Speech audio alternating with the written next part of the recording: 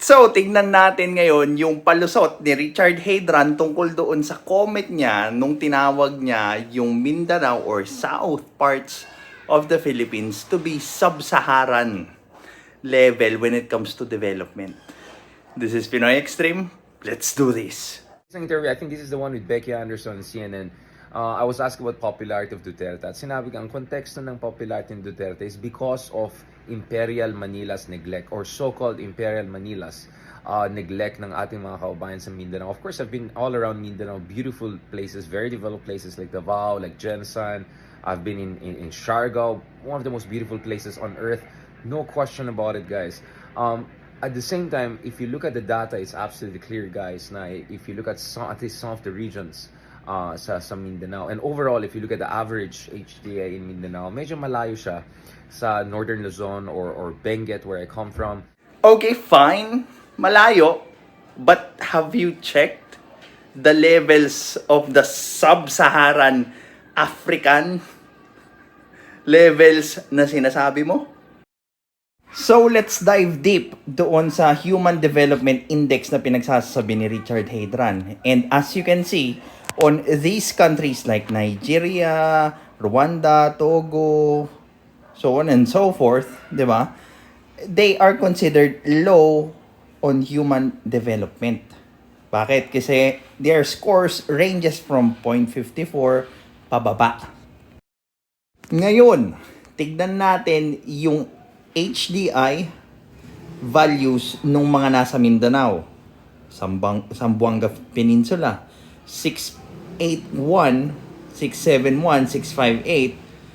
So on and so forth. Please, kayo na lang tumingin. Just po, Richard Hedran.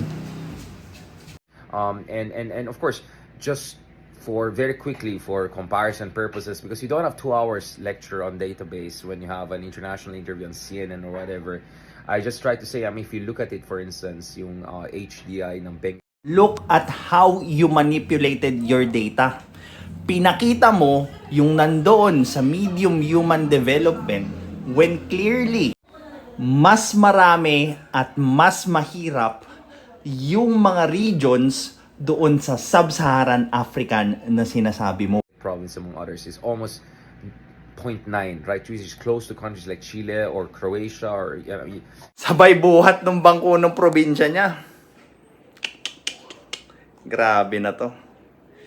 Phew! Grabe. Tapos maglilinis ka ng kamay mo na parang hindi mo minanipulate yung data para pagmukain mong mahihirap or walang development doon sa lugar na tinagurian mong sub-Saharan level. And at the same time, if you look at some of yung mga kababayan natin dahil sa giyera, dahil sa corruption, dahil sa neglect ng Imperial Manila. Nag-imbento na lang just to save himself doon sa ginawa niyang pag-manipulate ng data niya. Tingin mo naman lahat ng Pilipino hindi marunong mag-search, hindi marunong gumamit ng Google, hindi marunong magbasa ng Wikipedia. Huwag kami Richard Hedran! They're at the various medium or even low HDI, which puts you in comparison.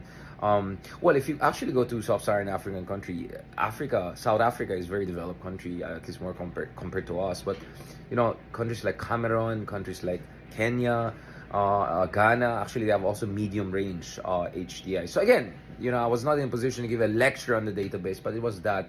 So, ang sakit naman pag nakikita natin na tinitwist ng ating mga kababayan itong sinasabi natin. Of course, I never, if anyone felt hurt, So, ikaw na yung nagpakita ng manipulated information. Tapos ngayon, ikaw pa yung victim dito. Ikaw pa yung kawawa. Ikaw pa yung tinitwist ngayon. Ginagaslight mo naman masyado ang Pilipino thinking na hindi namin kayang mag-research tungkol doon sa mga data na pinagsasabi mo. Ganun na ba kababa yung tingin mo sa kakayanan ng kapwa mo Pilipino na willing kang siraan yung mga kababayan natin sa South para lang ma-put forward mo kung ano man yung agenda mo. This is Pinoy Extreme and mabuhay ang mga South people. Have a good day.